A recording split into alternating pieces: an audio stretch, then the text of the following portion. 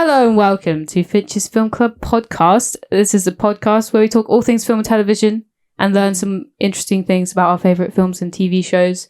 I'm Rebecca Finch and my guest today is Olivia Hart. I'm Olivia. She's Olivia. If you like, me. I don't know. If you've watched my YouTube videos before, you'll know who this one is. Yeah, I'm the funny one. She's a funny one. Of course she is. The stupid one. Yeah. Well, today's episode is a movie focus episode, which means that we focus on one particular movie and discuss it and learn lots of new things about it. And today's movie, what is it, Olivia? Top Gun. Top Gun. The 1986 one, specifically. Yeah, specifically. Not the sequel. Of course, it goes without saying that there will be spoilers for Top Gun if you haven't seen it. And we may be mentioning the sequel, but we haven't gone into detail about that. So if we do mention it, because Olivia hasn't seen it, I haven't watched I will try very much. I've seen clips though. So yeah, I'll try very much to not spoil it though. The volleyball dancing of Miles Teller. Miles Teller. Yes, that specifically that scene. Can you tell that that's Goose's son? They look exactly the same. Did you not know? I do not. I didn't know that. What is he, Bradley Bradshaw? Yeah. That's... I didn't know that. Yeah. Spoiler alert. Spoiler alert. Well, it's not really, because the whole film's about him. Oh. That's crazy. Oh, man. Anyway. Okay. So, as you can tell, Olivia's just watched this movie, just now. So we are ready to go. Hopefully you remember it. Yep. If you don't remember any of it, then what the hell? That's a problem. So what is your favourite film? Let's just learn things about you for people that don't know who you are. Most people do, because obviously you're Olivia Hart. I don't know. I don't really have a favourite film. Obviously, I'm a huge fan of Harry Potter, if you didn't know. But I don't know. I don't really have a favourite film. It depends what mood I'm in. Yeah. Whether I fancy like a sad film or an action film. I don't know. But no, I would probably say probably Harry Potter. It's a classic. Potter. Can't go wrong. Yeah. Well, first of all, opinion of Top Gun. Mm-hmm. You said to me earlier, because I asked you what your opinion was before we got into this. What are your thoughts? So I said it was exactly what I expected it to be. Shirtless men, sweaty men, and flying planes. I thought you were going to say flying men. Flying men. They are flying. They are flying. They are flying. That's my opinion of the film. Yeah. If you've never watched it. Did you think it was good though? I did. I enjoyed the film. I remember my mum told me what it was about, and I thought it was so boring. But it was a lot better than I expected. Yeah. She's just got back from university, by the way, to come here to watch this film and do this podcast. She didn't come all the way from university. No, I didn't come all the way from... Can I say where I'm from? Well, I guess so. Newcastle. Well, not from there. Well, I'm not from there, but I go to uni there. Yeah, she didn't come all the way here just to film the podcast. 4 hours. But we have been waiting. We were going to do this at the start of the year. Oh yeah, we're going to do it. It is the start of the year. Yeah, but I mean the start. You were going to come over on the 8th of January. Yeah, true. And now it's the 26th. Yeah. What a shame. Sorry, I'm such a bad friend. It's okay. No, I'm here now, so we're doing it. So to kind of begin our more in-depth list of in-depth discussion of this film, what I'm going to do is I'm going to list just some facts that I found out through video essays or just general research. And you can stop me at any point if you think one of them's interesting, or I'll just start talking about it because they're pretty cool. So it's directed by Tony Scott. Do you recognize the last name? Scott? No? Probably because it's the most common last name in the world ever. But I mean, just because we were the first episode with your sister, what is that about? Ridley Scott. Oh. They're brothers. I didn't... Oh, mate. I'm actually really bad with films. It's I can't lie. Well, the whole point I'm of not this... my sister. The whole point of this podcast is just to talk about films with your friends. So there's not expert level commentary. It's just us talking about films. Not from me, anyway. No, not from Olivia. My sister would be better. She does film and media at uni, so... Yeah, so Tony Scott directed it. Right, yeah. And both of them, Ridley Scott and Tony Scott, did commercials in the past. So they're very good at visuals. That's why I think Top Gun's a very visual film. Think about the plot. Is the plot really that interesting? Not really. It's No. just them flying planes. Yep, it is. Very visual. Very visual. Top Gun's budget was only $15 million, which is a lot, but it was made in 1986. And I guess, inflation. Yeah, I mean, it wasn't a lot, to be honest. To be fair, that is, as considering they had all those planes and everything, you would think it would cost a lot more than that. Yeah, I guess so. That's crazy. Fun fact. Fun fact, but it grossed over $350 million worldwide, which made it the biggest 1986 movie. Biggest movie of 1986. That's why it's a classic. It is a classic. It is a classic. It is a classic. It's still very relevant today. Mm-hmm. So we did discuss this earlier when we were listening to the music in the film. Mm-hmm. And the success of the movie was largely impacted by the soundtrack, because what they, like, at the time, they would have the soundtrack playing, like, on MTV all the time with the music videos and everything. Mm-hmm. So that made people want to watch it. It was just like, I love this song. Let's go see Top Gun. No, because when we were watching the whole film, every song that came on, Rebecca was like, I love this song. I genuinely really enjoy the soundtrack. I mean, I like soundtracks of movies are, like, very important, especially when they do it right. And I think Top Gun did it right, because Harold Faltermeyer, the guy who you picked out, she was just naming people that she liked their names in the credits. Well, Harold Faltermeyer is a German composer, and his score, you don't get to hear much of it because obviously the jet engines are really loud. So you don't really hear much. But yeah, he was like the only one who did the score, because they went through loads of submissions. If it didn't like hit in the first 5 seconds of the song, they would move on to the next one. So Harold Faltermeyer watched the movie and like read the plot or whatever, and was like, oh my god, I have a song. And then they liked it. And same thing with Danger Zone. Oh yeah. Yeah, by Kenny Loggins. It was going to be by, who else? REO Speedwagon, who sings, and I can't fight this feeling anymore. I wasn't going to sing that, but I did. Top vocals. Thank there. you. What was the other one? There was someone else. Don't know. Toto, who sing Africa. Yeah. I know now. Remembered. It was supposed to be them. Right. But they did not, because there was some sort of dispute. And also REO Speedwagon were upset that they couldn't have their own input on what music was going into the film. Yeah. So they were like, oh, guess we're not being in the film anymore. I'm also wearing a Top Gun shirt, but it's too late now. I am wearing a Top Gun shirt. I feel like it's necessary that you know that. It is necessary. Well, I'm not taking It's all right. It's quite cold. Yeah. Not cold. It's a bit chilly. I mean, it's winter, guys. Winter. You might be watching this in July. It's winter right now. It probably won't be posted until like summer. I'll show you when I'm done, because I know you love to see all of the I like to see the behind the scenes and everything. My dad told me that Harold Faltermeyer used to live where I'm from, which is such an interesting... Why would you live there? A lot of celebrities just live there, and I think it's weird. Really? Yeah. Well, I mean, the cast of EastEnders all lives there. Like, my dad's seen so many of them. I love the cast of the EastEnders. Yeah. Actually, my mum and Evie have proper got into EastEnders. I watch it every night. Spoiler alert, Danny Dyer dies. Well, yeah, that happened on Christmas. Yeah, I know. Well, I don't know. They may not have watched it. We watched it at Christmas. Danny Dyer died. Danny Dyer. He didn't even get a Julius theme. No. Do you know what that is? Didn't think so. The critics of this film gave it like mixed reviews, I suppose. I think they said that it had a weak plot, which I guess is true, because you know what, like when they're on the land, what happens? Do you know what I mean? They're just like flying around is the main point. But what are they doing when they're not in a plane? When they're not in a plane, they are, well, Tom, what's his face? Pete Mitchell is with Charlie. He's with Charlie. That's literally all he does in his free time. And volleyball. In jeans, maybe point out. Sweaty, shirtless. So yeah. Yeah. Exactly what I covered said about in sand. They also said that it had a weak love story. To be fair, I can kind of see that. Yeah. Like, they just went... Do you know what I mean? Yeah. There was no, like, build-up.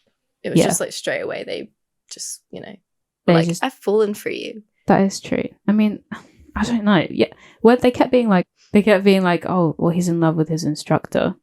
Well, yeah, but why is he in love? They met yesterday. Like, doesn't he just like her? Like... Yeah, true. So, I don't know. Just... Love at first sight. I guess so. Love at first...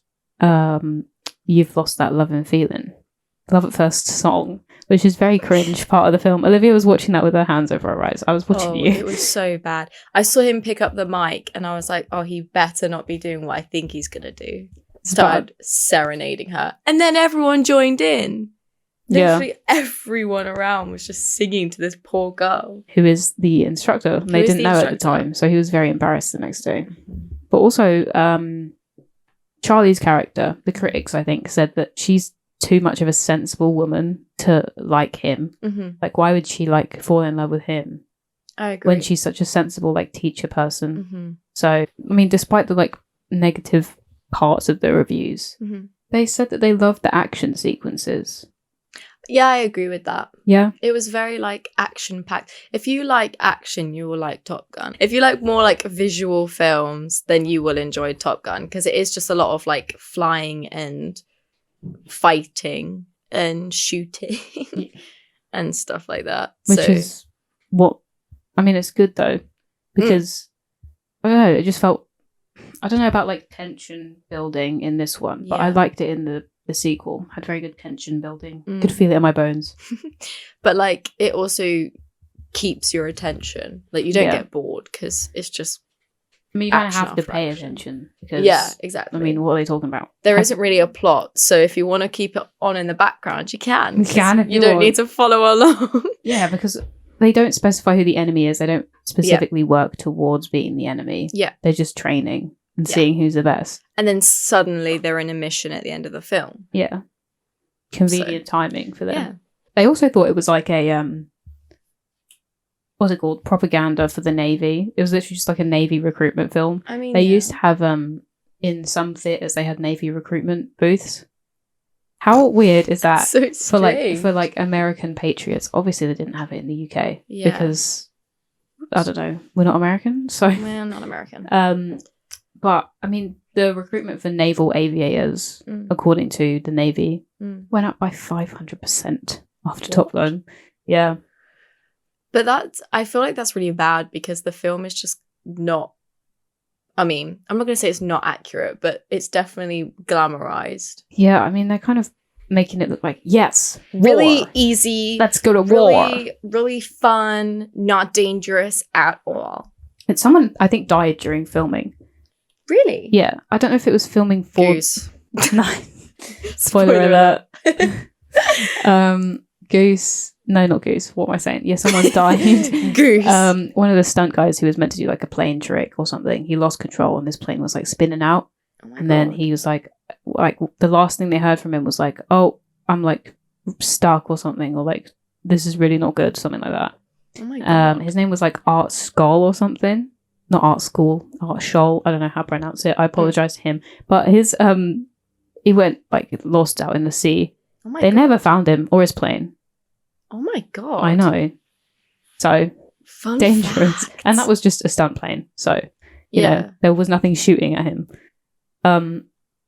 Speaking of flying planes, Tom Cruise can fly a plane. He just gets, I know. I think it's so funny that he just gets all the licenses for every vehicle ever. Which is ridiculous. I also love that he just goes skydiving whenever. Does he? Is that just a thing that he does? I remember seeing that. I don't know if it's true, but I remember seeing that online, and it's just he always goes skydiving. I'm pretty sure he took like Kevin Hart or one of those like comedians. They went skydiving together because he was like, "Yeah, I have a plane, and I just do this in my free time." But he got his pilot's license in 1994 because he was inspired by Top Gun to do that. I just think that's crazy. Tom Cruise could just be like, I feel like flying a plane today. He actually is like a different breed. Do you know what I mean? Yeah, he's 60. You didn't know that. 60. We discovered that earlier. Well, I knew. I thought he was like 50 something. Olivia discovered that earlier because we were talking about how Kelly McGillis, who plays Charlie, who Olivia thought was called Charlotte Plankwood. Yep. I thought, she said, listen, I couldn't hear properly.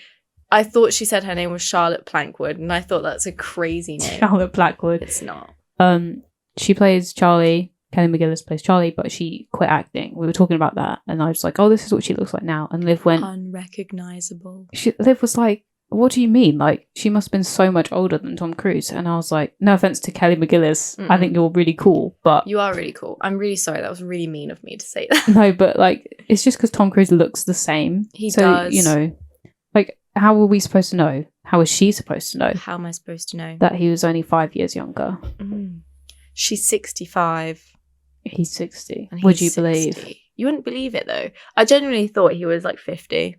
So props to you, Tom. Clearly doing dangerous things like you do keeps you young. She always has like very strong praise for him. I think whenever like she's asked about Tom Cruise, she'd be like, "Oh, he was great." Yeah, because there's been a lot of controversy. I can't speak. Controversy around the fact that he's actually an arsehole. Really? Yeah, a lot of people like said that they don't like working with him because he's really like arrogant and I didn't know that. Stuff like that. I mean, this is what my dad has told me. Because So. he knows Tom Cruise personally. My dad knows Tom Cruise. No, he doesn't. He doesn't. Don't believe that. But yeah, I mean, she always thinks that he's like really great and stuff. She always tells everyone how great he is. And I mean, I don't know, but I guess they enjoyed working together at the time. Well, they were very intimate in the kissing scenes. Olivia didn't like that, and neither did I, because I don't know, it's just a bit of a weird one, to be honest. Yes. Which I, you know, to make a point about that, the love scenes were added in after.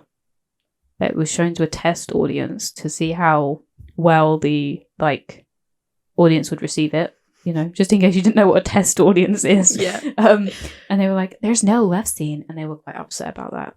I actually love what audiences want to see. Like, they want to see sex. Yeah. Like, it's so, like... It was... I mean, fair enough. I mean, no, because... Well, I mean, imagine, like, watching that.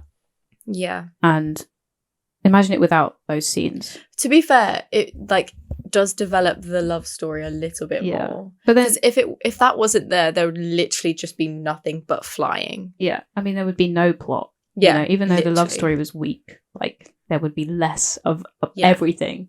100%. And then it was very quick because, like, when they were marching out of that lecture thing that they were doing, and then she was like, "My performance review was right on. Don't want them to see that I've fallen for you, Maverick." I was like, how did that just happen? What do you mean that happened in 2 seconds? Of the blue. She was genuinely chasing him down the road in her funny. little wee that was car. Literally so funny. It was so odd. And then it's like, "Oh, I've fallen for you," and we're like, "What? Like, when?" I mean, it is a good like love scene, I suppose, like iconic song. No, it's not. No, I it's didn't mean like weird. that. I just mean like the like I don't know, the like lighting and blue lighting, the blue light and the shadows. You can't. It's just like silhouettes. Yeah, it was done well. Do you know why they did that? Because it was added in afterwards, like I said. Like when there was the elevator scene, I pointed out to you that I was like, "Oh, look, she's magically lost weight and his hair's mysteriously got longer in like 2 seconds," because that was filmed after. She was filming a different movie, right? So her hair was different color. Is that why she had a hat on? Yeah, and Tom Cruise's hair was way longer. I don't know what he was filming. Don't know what he was filming. I've forgotten, but like. It was just weird, like looking back on that, knowing that it was filmed afterwards. Like you could tell if you know, it wasn't seamless, but it was all right, I suppose. And that's why they did it in dark lighting. Cause, yeah. If you didn't know, like you wouldn't be able to tell. Now you can, if unless you watch you like again. Properly analyze the films. Yeah, but I mean, I did think they looked different the first time I saw it, but I didn't think it was a huge deal. I also noticed a lot more. When we were watching the action sequences, when they were like fighting at the end of the movie. By the way, I always say this. I always forget to say this in the intro. We don't talk about this in chronological order, in case you didn't notice. We're just talking about things in the film. General things. So, like the end of the film, final like fire dog fighting scene or whatever it's called. Don't laugh at me. I'm using proper terminology.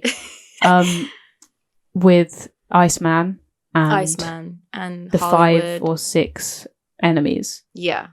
There was only one real life missile shot. Did you notice that they used the exact same shot for every time they used a missile? I actually didn't, but now that you say that, it's I remember. The one, with the plane and it's just blowing up. What angle was it?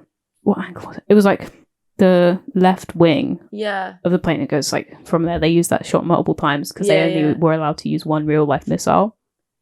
That's crazy. It is crazy. I didn't actually notice that. But now I definitely would if I watch it again. Yeah. Are you going to watch this and then point out to everyone who's watching it? Yeah, if I watch By it. the way, this was filmed after the film. She's lost weight. His hair's long. Yeah. I'm going to be like I've seen obnoxious. that clip before. I've seen that clip before. I've How seen mysterious. that.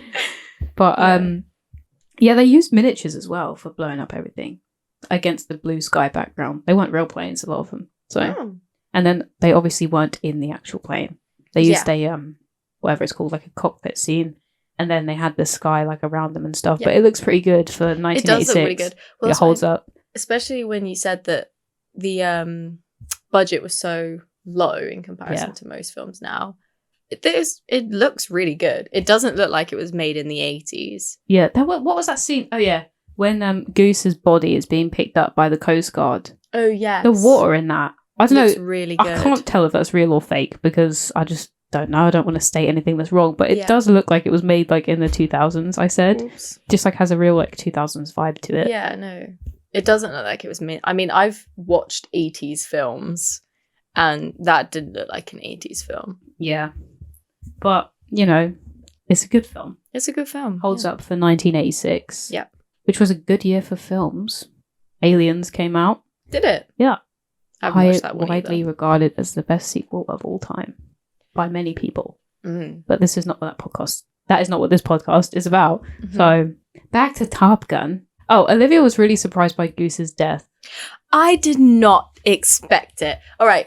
Such like a pointless death, by the way, because he, spoiler alert, died during like a training protocol. So it was literally no danger at all. It was so like dumb. If I died that way, I'd be so annoyed. Do you know what I mean? Well, yeah. I mean, do you think it was Maverick's fault? Like, I know that he was declared as like not at fault by the rest of the board or whatever, but do you think? I feel like in that moment he was a little bit too like, move out the way so I can shoot this person. He was too like eager. Yeah. I mean, he just wanted to get it done, I think, but at the same time, he needed to be a little bit more patient. Yeah. It's a bit one, but yeah, it was just so out of the blue. Like, I genuinely did not expect it, and I didn't think he was dead. I thought he was just really badly injured. She didn't realize until he was like being picked up by the helicopter. Yeah, she was like, "He's dead. He's dead." Yeah, I don't even know how did he die. He when he pulled the ejection handles, the what's it called, hatch, I suppose, the cover of the cockpit didn't lift up properly, so his chair hit the top and he broke his neck. Oh, that makes sense. Yeah. That's a bit sad. He had a wife and a kid who now I know is the person. His name's Rooster sequel. In the film. His call sign is Rooster, like goose. Like goose. Not that goose and rooster have anything to do. But they're both like birds. Farm birds. No, well, I didn't know that. Fun fact. we also think it's funny that it's called Bradley Bradshaw. Yeah, Bradley Bradshaw is a crazy name. But I also think it's a goose name. It's just, I feel like that fits him. Goose is such a cute man. We just love Goose. Goose forever. Justice for Goose. Justice for Goose. #Stan Goose. And his wife. I can't remember her name. She was nice. Played by Meg Ryan. I don't know her name. I've forgotten. I feel like literally have forgotten. I feel like it would be like Dottie. I don't think it is. Name. I don't think it is, but I feel like it fits. Yeah. No, that was crazy. I think you were in recovery for a little bit after that. I was. I was just watching you watch it because I just just trying to figure out what you were thinking, and then you're just staring at it, and you're like, yeah, it was. Where is he? Is he gonna tell? Is he gonna tell his wife? Like, yeah. No, I was a bit shocked. It's because I didn't expect it. But it added to the plot, I guess. Well, yeah. I mean, that's the thing with Tom Cruise films. You always see like he's really good at something, and he's like the best at what he does, and then he has like a problem, and then maybe someone dies because of it, and then he's like, I know, I'm gonna be better next time. That's just every Tom Cruise film ever made, summed up, basically. But I don't know. You also made the point that you didn't like his throwing Goose's dog tags into at the end of the film. So he was like fighting the enemies in this weird mission, and he looked at Goose's tags, was like, talk to me, Goose. right? And it helped him through it. And then in the film, he just chucked them away. Would you do that? No. No. At least give them to his wife or his child. I think he took them from the house as well, didn't he? He obviously didn't have them on him. He had like a box and just took some shit and left. He said like he hugged his wife and left. Pissed off. Yeah. Mate. Bloody ridiculous, isn't it? Not happy. A bit ridiculous. What did you think of Iceman? I feel like he was supposed to have like a character development of being like the arsehole, and then they suddenly become friends. Do you know what I mean? Yeah. Like enemies and then they're friends. I thought you were going to say enemies to lovers. They were. They were. No. I'm telling you. I mean, he was an alright character. Like, he won Top Gun. He got the trophy. Yeah. And then they became friends because they helped each other out. I think in the sequel, he's in the sequel. Is he? Are you going to watch the sequel? I haven't watched the sequel. I haven't watched the first one, so... No, I mean, are you going to watch I will now, yeah. Oh, okay. Yeah. Okay, well, he's in it, Mhm. and they're friends, obviously. It's been many years, so they do become friends eventually. But, you know, at the time, I guess you thought he was an asshole. But also, he was just trying to do everything, like, by the book, I suppose. He was. I think he definitely deserved to win. Yeah. Because Maverick, no offense, he was a bit arrogant. He was a bit like, I'm the best. And he was a bit, what's the word? Reckless. Yeah. But also, we never saw Iceman. I don't know, did we really see anything of Iceman? Not really. Everything we saw of Iceman was after him, he did it. Like that, but also him not doing well. Like, when Goose died, Iceman couldn't get the shot, so he had to like retreat or something. He had to move out the way, and then it was his jet stream or jet whatever whatever it's called. I can't remember what it's called. That then caused the engine to stall, and then they crashed. Yeah. So bit of beef. Bit of beef there. I think Maverick's like very much respected by the older characters because they know what he's trying to do. But with people like Ice and the other Top Gun, like, I don't know, contestants or whatever they are, they don't, because they're like, you're crazy. Like, what in God's name are you doing? Flying around like that. But I think their rivalry is necessary, but also it was kind of lacking. Was severely lacking. You couldn't even tell at the start. You were like, no, what's wrong with him? I thought that they were friends because they were like, you know, doing the classic like bro handshake, and we're like, oh yeah, well done. Like, it was just not done very well because you couldn't even see like any aggression between them. Yeah. It was just like, it was almost as if Iceman was helping him, being like, you need to be less aggressive. Yeah. It wasn't like, you're shit. You're Do you know what I mean? Yeah, it's just, you need to like calm down. In the words of Taylor Swift, you need to calm down. Oh yeah, the guy who wrote it, I don't know if he wrote it or if he just like signed off on the script. Jerry Bruckheimer, right? Whose name you also like. I did. I remember that name. Yeah, Jerry Bruckheimer. He said, or whoever he proposed it to said, and he agreed, that it was Star Wars on Earth. Is that true to you? You think that's a good statement? I can see where he's coming from, because at the end of the day, it is just people flying around shooting at each other.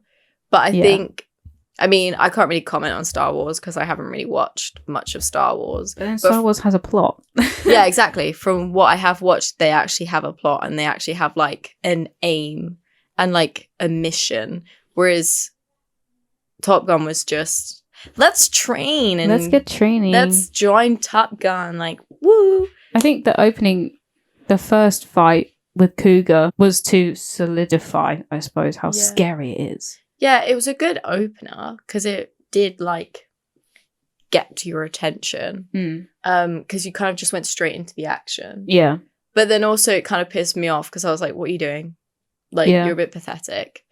Because all it was, well, I suppose it was a little bit scary, actually. Well, it was, because it was like an enemy plane and was like locked onto him, going to shoot him. But afterwards, he was just cruising. He just was like, his co-pilot, is that what they're called? Yeah, I guess. I don't know. Was like, we need to go, we're going to run out of fuel. And he was just there like this. Yeah. Well, I mean, fair enough. I thought maybe they could have dramatized that a bit more. No offense to Cougar, I'm sure he was in a very scared state. Yeah, they could have like built the tension more. Like, oh, they're running out of fuel, but they didn't really show They were just like, Cougar, come any on. effects of it. Yeah. It was just like, Cougar, come on. We're too close. We're too close. We're too close. Okay, prove it. Like, we don't know that. You might be lying. Like, you kind of need to show it more because the audience, just saying it isn't going to really be like, the audience aren't going to be like, oh my God, this is so tense. It was just, oh, he's going to run out of fuel. Yeah. Well, I think it would have been better if the audience actually saw like how low he was and everything. Mm-hmm. And then no one else knew until like right at the last minute, because they did know like the control tower was like, Cougar, hello, you come in, and he was not saying anything. But because he was just there, we don't know. He could have been fine, like flying along. Yeah, I suppose because like we saw inside the plane. Yeah. Well, I mean, if the audience knows and the characters don't, obviously it makes more like suspense. But yeah, I think they should have kept the characters not knowing a little bit longer. Yeah, I agree. Yeah. Do you know what I mean? Because like the audience would have known, but the characters didn't, and so I feel like it would have built the tension a little bit better than, because there was just no tension. Yeah. At all. Like I wasn't on the edge of my seat being like, oh my God, he gonna die. Yeah. But I don't know. And then it just landed, you know. Yeah. I thought maybe they could have. And it's like, and he was like, oh, you're coming in too fast, Cougar. Like you're not gonna land properly, and then he landed fine.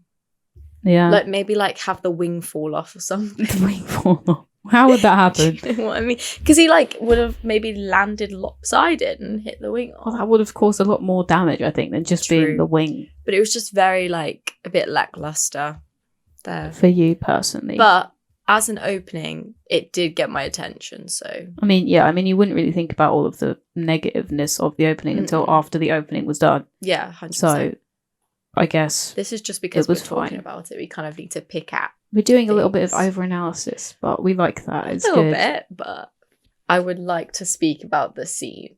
She wants to talk about the scene. I want to speak about the scene. So, the scene is the scene between Maverick and Charlie. It's so awkward. Basically, he licks her teeth. Oh my God. It's so cringe. It is the worst thing in the entire world, okay? She just couldn't stand. I mean, to be honest, I was sat there like... It was not the most enjoyable thing to watch. It was... Nah. Not for me. Like it. Bit weird. She licked her chin. Oh no, his chin. It was a bit odd. It was very cringe. So prepare yourself if you haven't watched that film. You're going to see that scene. You're going to see the singing, and then you're going to see that. The singing... Oh yeah, can we talk about the fact that all the men were just... There was one man, I don't remember who he was, but he was making such weird jokes. He was like, oh, we're getting so close, I've got a hard on. Or something like this. Was that Hollywood? Like, probably Hollywood. I think it was Hollywood. But I was like, sorry. Who was Iceman's... like Strider or something. Slider. It might have been him. I think it was Slider. Maybe. That was saying all that. But yeah, he was saying such odd things, making odd comments. But you did not like that. Didn't appreciate. I mean, it's supposed to... Well, it's not supposed to be like ironic. It's Tony Scott saw a bunch of like, you know, men's magazines or whatever, where there's just like pictures of like shirtless men. It is saw one of those, and he was like, gonna base it off that artwork. It is 100% like the stereotypical man. Yeah. Ooh, I'm so fit and I'm sweaty and I'm gonna make sexual comments, like stuff like that. Why do you look taller than me? We can't have this. I'm sure. She's a small gal. Because I'm like sitting up, so then I look taller. Better posture than I have. It's mainly because this mic is in my face and I feel a bit like they need to see my face. They do. But, I mean, yeah, there was like, the critics were all saying that it's like a whole like, because of all the men, just like the looks they give each other and stuff. They have a thing for each other, probably. All of them. Iceman and Maverick. Iceman. Yeah. Yeah, Iceman and Maverick. They had better chemistry than Charlie and Maverick. That's so funny. They actually did. Watch the film and try and tell me otherwise. You can't. Try and tell you otherwise. Honestly. Did you think that the relationship was like realistic? I mean, we've already talked about how Charlie's character would be too sensible to be with him. I don't think so. Sorry, everyone in this area is being so loud. People are slamming doors. I'm sorry if you are hearing this. This is ridiculous. I don't think so. I don't think it's very realistic because also she was his instructor. That would just not be allowed. And I think if that was like, if it was real life, it genuinely would not be allowed. Like they would be like, this is a bit inappropriate. Yeah. She literally called him her student at one point. Yeah. Like, bit odd. I mean, just like, if you're going to say that he's your student, then you might as well, Yeah. you're very aware that it's a problem. I feel like on his part, fair enough, right? Because he's the student. He's the, like, lesser of the both. Do you know She's what I mean? in charge. So. She's in charge. She should know better, maybe. So no, I don't think it was a very realistic relationship, but I also think it was needed for the plot. Yeah. Because if it wasn't there, it would literally just be flying planes. Even if it is a weak relationship. Yeah. It would just be like people flying the planes and that's it. So I feel like it was needed, but it was a little bit unrealistic. Did you have a favourite part or a least favourite part, perhaps? Favorite part? She can't decide. She doesn't have one. Maybe when Goose is reunited with his wife and child. Oh, I knew you were going to say something about that. No, I really like that. Or when he was like playing the piano with his kids sound. I had a feeling you were going to say that because you audibly reacted. You're like, oh my God. It's a really cute scene. That's so cute. Least favourite, right. I think we've established it. Oh, she's got a couple. The singing scene. But specifically the karaoke one, right? At the beginning. The love scene, right? And also Goose dying. Didn't appreciate that. She wasn't a fan of that. She was a Goose fan. I genuinely was not expecting it because I said to Rebecca before he died, I really like Goose. Yeah. And then he died. Yeah. I mean, we established earlier, we were like, oh, he's so cute. We just love him. He's such a wholesome man. I can't believe Rebecca led me into that. Yeah, I know. Rebecca just led me with I didn't answer when Rebecca you asked. was like, yeah, he's my favourite too. Well, he must survive. Nope. No, well, I wasn't going to tell you. No, I know. Ruined the devastation. No spoilers. I had to let you feel that. It was bad. My opinion is that it's not got anything special, I suppose. It's a good film, but it's not special in a sense that it's like, I don't know. It is memorable. It's still relevant today, and it's still like a classic 80s film. When you think of the 80s movies, like Top Gun is there because it was just like really good in terms of like sales and stuff and how well it did. But I don't know if it's special. It's not got something to it that's like... I have a question. What's your question? Do you think if that film came out to like now, would it do as well? No. I mean, Top Gun Maverick, but that's because it was a sequel and everyone knows Top Gun. Because that's what I think. I was like, the only reason why it's still like popular now is because it is a classic. Yeah. And also when it did come out, it was so different to like other films that were around. And it was like a new, like, I wouldn't say revolutionary, but like flying planes. Yeah, I mean, really relevant. I think that, I don't know what it's actually rated, to be fair, but I feel like if it came out now, 3 stars at best. Yeah, I wouldn't like, because I feel like people would watch it, but they wouldn't be impressed by it. Yeah. Especially to like now standard of like cinema and stuff. I mean, with the sequel, I liked that quite a lot. I think the tension building in it was really good. I mean, obviously you haven't seen it yet, but there's certain scenes where I was just like, oh my God, what is literally going to happen right now? And I'm not normally like that with a lot of films, unless it's established to be an extremely tense film. Yeah. It's one of those films where like you don't immediately think, oh, I want to watch that again. But if you do watch it again, you know, it's fun, I guess, if you like it. Yeah. But it's not something that's constantly like, I love Top Gun, you know? It's not that for me.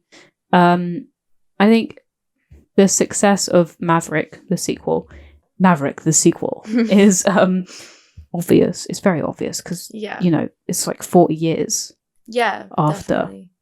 And people have been waiting years for it as soon as they heard there was going to be a Top Gun sequel. And then it came out and it was really good because it's obviously been nominated for loads of awards now and everything. And the casting for Goose's son is really good. I know you can't see it from now, but like when you actually watch it. Well, yeah, because now I know what Goose looks like. You can see what his son looks like. I might be able to see it. Yeah. But is the main guy Goose's son? The main character? Miles Teller, yeah. Yeah, okay. Yeah. Also. And that's crazy. I think I also, like, when I was thinking about what I like about the sequel, I guess, I know we're talking about a sequel now, but, you know, gotta be compared. The fan service in the sequel is really good. Do you know what that means? The what? Fan service. No. It's when it serves the fans Oh. with what they want. It's like Right, yeah. Jurassic World 3, which, by the way, I don't like that. I've never watched it. I don't know. Jurassic World is just on a completely different vein to Jurassic Park for me. It's not good. I think completely irrelevant to Top Gun, but Jurassic World visually is better. Like, as in, like... Well, I mean, I'm still impressed CGI. with CGI. Obviously, yeah, especially for when it came out. It's very impressive with what they did. But, like, comparing the two, Jurassic World is made better, but Jurassic Park as a classic is just better. Yeah. Especially Ellie Sattler. Anyway, yeah, sorry for back to that. It was good in terms of, like, bringing the nostalgia, because obviously the opening song is the Top Gun anthem, the iconic guitar song, and then by Steve Stevens, and then you got the Danger Zone plays in that film. Take My Breath Away doesn't. Thank God. Guess because it's I love that song. No, it is a good song. It is a good song. It's because it's a new woman in that film, so you're not going to have that song from when he was with a different person. But the fan service in that film was good. It wasn't overdoing it, I don't think. But they had a lot of like references to the original, such as catchphrases and Need for Speed and the flyby. You know, he was like requesting permission for a flyby, and he's like, nope, and he does it anyway. Bloody does that in that film as well. Of course, he bloody does. Of course he does. And my sister hasn't even seen Top Gun 1, and she really liked the sequel very much, and she's very much a fan. So I guess it's for anyone. I will have to. And that's why I think it makes it a good film, you know? Because with the original, I think you have to be into it, you know? If you're bored of it by the time it's not done with the opening sequence, you shouldn't watch it. That is my kind of opinion on that film. Yeah, that's my opinion. That's Olivia's opinion. As a general finishing opinion, I would recommend you guys to watch it. Yeah, I think if you want to watch classic films, if you want to watch films that everyone knows about. Yeah, if you haven't watched it, watch it, because literally everyone has watched it. And I remember when I told people I hadn't watched it, the general reaction is, oh, how have you not watched that? Yeah. Do you know what I mean? I mean, there are certain films that people expect you to watch. It's like that with all the classics, really. Who hadn't watched Jurassic Park? Who do we know that hasn't watched Jurassic Park? Lacey hadn't watched it. I don't know if she's seen the first one now. Unacceptable. I think she has. But I don't know what other films you would class. I mean, I'm not the film person. Yeah, I am. Any of Breakfast Club, when people always make the point of oh, have you seen Breakfast Club? When you first start watching more adult films when you're in school, I think you're expected to watch The Breakfast Club. Yeah. And be like, hey, you haven't seen The Breakfast Club? And they act like they didn't watch it one day ago before they're just before making that point. Like Ghostbusters. That's a good Everyone's one. watched that. I don't know. But as a general recommendation, I would recommend it. Mainly because it's a classic. Would you give it a star rating at all? Probably 3 stars. But I said 3 for modern Top Gun. Really? Not Top Gun Maverick. I mean, if they were to make Top Gun 1 today. Yeah. No. If it was made today, a 3. I would probably give it a 4 just because it is a classic. Wait, what am I rating out of? 5 stars. 5 stars. Okay, I thought so. Because it's such a classic and everyone knows it and it had such an impact on people, 4. But as a film, 3, because there isn't a plot. It's just them flying around. That is a brilliant point. But bringing it back to that, there isn't a plot. But it's still an enjoyable film. If you're not a film master, you don't analyze films, you're not going to be oh, there's no plot because it's a film. You're just going to watch it. Just going to watch it, yeah. Enjoy it. But if you are a film critic and you watch a lot of films, you may notice that. I don't know. You may notice that. But in general, I thought it was an all right film. I enjoyed it. And I didn't get bored, so... Well, I'm glad you did, because, I've wanted you to watch that for a while. Yeah, I put it off. So many people have asked me if they wanted to watch Top Gun. She said no, because she knew that we had to watch it together. Even to my mum. Even to your mum. Shout out to your mum. Shout out to Mel. But yeah, no, I'm I glad enjoyed you it. enjoyed it. Yeah. And I hope you enjoyed this episode, by the way. So thank you very much for joining us today on this episode of Finch's Film Club podcast. Any references or links to video essays or further research will be somewhere associated with this podcast. And you can find it. Make sure you have a look at those if you want to learn a little bit more. Thank you to Olivia for being my wonderful guest today. Thank you for having me. Thank you for your insight. This incredible discussion. Valuable insight. I hope you had a good time. Mm-hmm. Well, I'm glad you did. Because I enjoyed it. It was fun. Good. Well, I mean, the setup is a bit different than normal. No, it's very, like, I feel very, like, professional. Yeah. Because most of the time, like, in our previous vlogs, it has just been like this. Yeah, we're just, like, holding a little camera, talking to no the camera. microphone. I love how confident we got with those eventually, because we were just sat in, like, the study room at school with the camera on. We used to be hiding. But then in the last one, we were just like, hi, guys. Hi, guys. Who wants to join in? Oh. And who wants to join in? We get everyone involved. Yeah, we That's would. the plan for this podcast. We're going to get as many people on here as possible. Seasons. Well, glad you had a good time. I hope did. you were entertained. I was. Yeah. Yes. Well, I hope you enjoyed listening or watching, whatever you are doing. And I enjoyed making this one. I look forward to making the next one. Hopefully you will be on it again. I will definitely be on it again. Maybe watching like E.T. or something. Yeah, because she hasn't watched that. I haven't watched That's it. another thing that we need to watch. We might do another like vocal episode on a movie. The movie being A.T. A.T.? Extraterrestrial. Horror movie, Extraterrestrial, where he's wielding an axe and murders people.